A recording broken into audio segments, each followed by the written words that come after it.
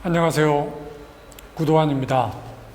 이번 시간에는 생태적 대안운동에 대해서 여러분과 이야기를 나눠보겠습니다. 생태적 대안운동은 넓은 의미의 시민환경운동 개념에 포함할 수 있지만 그것과 다른 생명운동, 여러 가지 마을운동, 풀뿌리운동 이런 것들을 다 포함하는 개념입니다. 생태적 대안운동 할 때 이 생태라는 말의 의미가 무엇인지 우리가 한번 생각해 보는 게 필요하겠는데요. 환경이라는 말은 인간을 중심에 놓고 그 위에 둘러싸고 있는 것들, 이런 의미입니다. 그런데 생태는 처음에는 생태학이라는 말로 시작했는데 이 말은 생물학의 한 분과로 시작해가지고 생물들이 주변 환경과 맺는 관계를 연구하는 그런 학문으로 시작했습니다. 그러니까 먹이 사슬, 먹이 그물, 이런 거 여러분 들어보셨죠? 그게 이제 그런 걸 연구하는 게 생태학입니다. 1960년대 이후에 환경 문제가 점점 심각해지면서 환경운동도 발전하고 환경사상도 발전하게 되면서 심층 생태론, 사회 생태론, 정치 생태학, 이런 여러 가지 말들이 생기게 된 겁니다. 그러면서 생태학이라는 말이 생물학의 한 분과라는 말에서 상당히 정치적이고 사회적인 운동의 의미로 바뀌게 된 겁니다. 그런 의미에 있어서 생태는 인간 중심이 아니라 자연의 내재적 가치까지 인정하는 그런 의미를 갖고 있는 말이다 하고 이해를 하시면 좋겠습니다. 자, 그러면 이제 생태적 대안운동은 무엇이냐 하면 지구의 생태적 한계 안에서 인간과 비인간 자연이 공존하면서 모두가 자유로운 생명 공동체를 만들기 위한 사회운동이다, 이렇게 정의할 수 있겠습니다. 여기서 모두에는 인간뿐만 아니라 인간 이외의 생명, 그 다음에 산과 강, 바다 이런 것까지 다 포함되겠죠. 그 현대의 환경 문제를 낳는 여러 가지 그 원인들 중에 앞에서 말씀드렸듯이 자본주의라든가 공업 문명을 중심으로 한 산업주의라든가 아니면 이제 배타적인 국가 중심주의 또는 인간만을 중시하는 인간 중심주의 또는 인류 중심주의, 이런 것들을 넘어서는 대안을 실천하는 그런 운동이다, 이렇게 볼 수 있겠습니다. 거기에는 생명운동, 협동운동, 생협운동, 마을공동체운동, 대안교육운동 등을 들 수 있는데 이 가운데 이제 생태적 대안운동의 모습을 보이는 그런 운동들이 많이 있습니다. 자, 그러면 생태적 대안운동은 어떤 흐름으로 이제 지난 40-50년간 발전해 왔는가 하는 것을 좀 살펴보겠습니다. 먼저 1970년대, 80년대를 보면 생명운동이 싹트게 되었습니다. 1970년대에는 원주에 지학순 가톨릭 주교와 장일순 선생 그리고 여러 청년들이 힘을 합쳐서 농민들을 살리고 가난한 이들이 서로 협동해서 스스로 문제를 해결할 수 있는, 그렇게 하기 위한 운동을 발전시켰습니다. 민주주의 문제도 중요하지만 생명을 살리는 그런 운동을 해야 되겠다, 이런 생각을 갖고 이제 운동을 하는 사람들이 많이 늘어나게 된 거죠. 또 이 당시에는 화학농법을 많이 쓰니까 이 농약, 살충제로 인한 농민들의 농약 중독 사고, 이런 것들이 굉장히 많이 있었습니다. 그런 상황에서 이제 이 땅을 살리는 그런 농업을 해야 되겠다 해서 유기농업 운동도 발전하게 되었는데, 정농회라든가 이런 가톨릭 농민회 이런 데서도 이런 생명운동, 그 다음에 살충제 안 쓰는 유기농 운동, 이런 것들을 많이 했습니다. 1980년대 후반에 한살림 선언, 한살림 그 운동, 이런 것들이 싹트기 시작했습니다만 1990년대 생명운동이나 생태적 대안운동이 아주 활발하게 발전하게 되었습니다. 한살림, 그 다음에 두레생협연합, 그 다음에 녹색평론, 생명평화결사라는 단체도 생기고, 그 다음에 성미산 살리기 운동, 이런 것들도 생기게 되었습니다. 충남 홍성군 홍동면에 오리농법을 하면서 자연을 살리면서 마을을 살리는 이런 여러 가지 형태의 운동도 하게 되었습니다. 원주에는 협동조합들이 협동 사회경제 네트워크 이런 것들을 만들어서 지금도 활발하게 협동조합 간의 협동, 지역사회 살리기 뭐 이런 여러 가지 운동들도 하고 있습니다. 대전에는 한밭 렛츠 로컬 익스체인지 앤드 트레이딩 시스템이라고 하는데 이 지역 화폐의 거의 이제 우리나라에서 원조라고 볼 수도 있는데 한국은행 화폐가 없어도 서로 도우면서 그 공동체를 살릴 수 있는 이런 운동들도 하게 되었습니다. 자, 그러면 여기에서 생명운동에 있어서 중요한 한살림에 대해서 간략하게 살펴보겠습니다. 한살림은 처음에는 이제 1986년에 작은 유기농 쌀가게에서 시작했는데 지금은 생협 조합원이 75만 명이고 농업 생산자가 2,200여 명에 이르고 굉장히 큰 조직으로 발전하게 되었습니다. 그 다음에 이제 모심과 산림연구소 이런 단체들이 생겨가지고 한살림 또는 생명운동, 사상 이런 것들에 대해서 연구하고 있습니다. 한살림 선언이라고 하는 게 이제 1989년에 한살림 모임이라는 단체가 만들었는데 어떤 내용을 갖고 있는가 하는 것을 한번 살펴보겠습니다.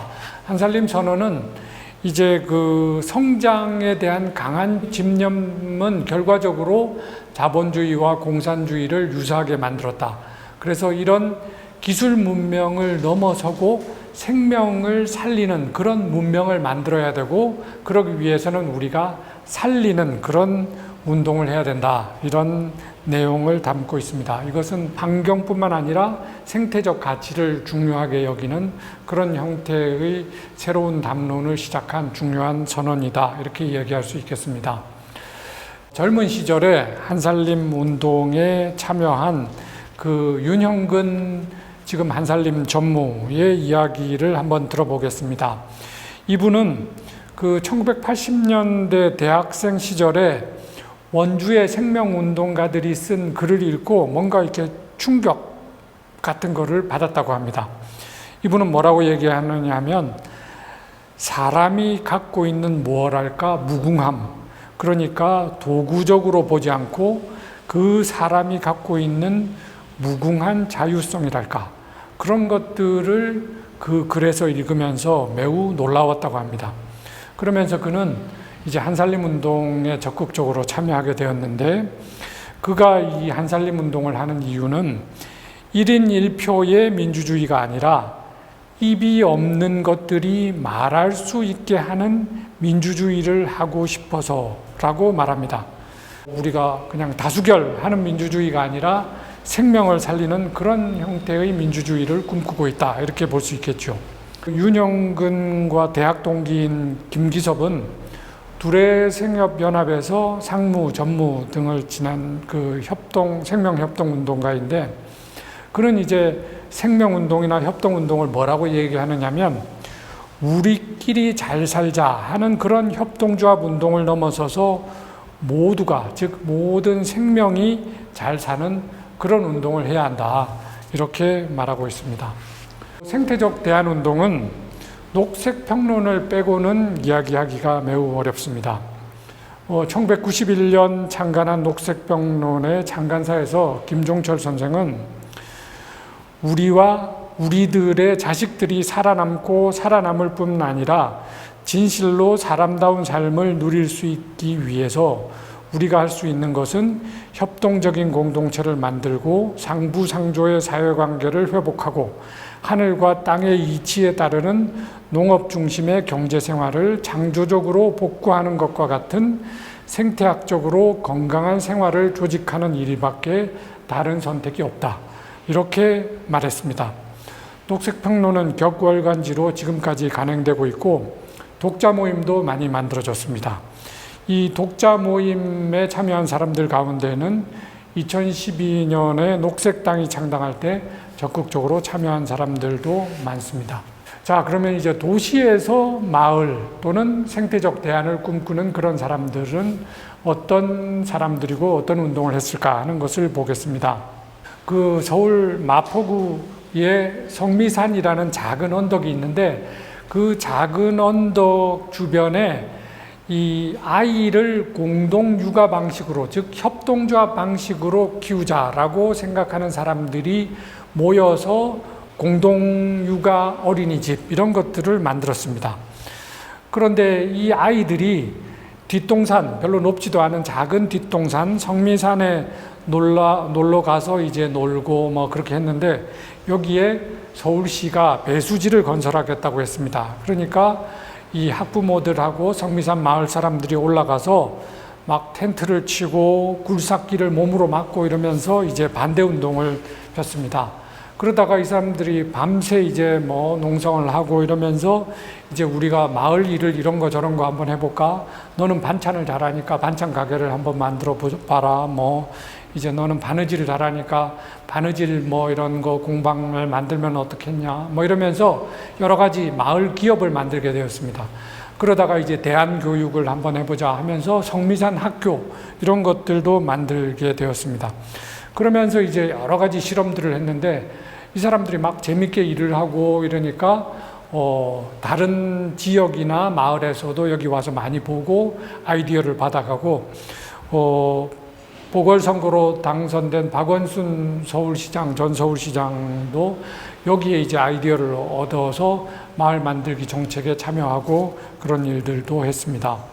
지금 보시는 이 사진은 유창복이라는 그 성미산 마을에서 마을 운동을 했던 분인데요. 이분은 1980년대 대학 시절에 학생 운동에 굉장히 적극적으로 참여했었습니다. 그러면서 학생 운동할 때는 권력을 잡아야지 세상을 바꿀 수 있다, 이런 생각을 했었습니다. 그런데 마을에 살면서 보니까 이분이 어떤 느낌을 받았냐면, 마을에 살면서 매일매일이 혁명인 건데 권력을 만든 다음에 세상을 바꾸는 게 아니라 나는 매일 세상을 바꾸고 있고 그것이 매우 즐겁다, 이렇게 말합니다. 그래서 권력을 바꾼 다음에 하는 혁명이 아니라 일상의 혁명이 훨씬 더 솔직하고 그것이 현실이고 그것이 더 설득력이 있다, 이렇게 말합니다. 지금까지 생태적 대안운동의 여러 가지 사례와 운동가들을 살펴봤습니다. 생태적 대안운동은 하나의 그 운동이 아니라 여러 가지 형태의 생태적 대안을 꿈꾸는 다양한 지역에서 다양한 주체들이 하고 있는 그런 운동입니다.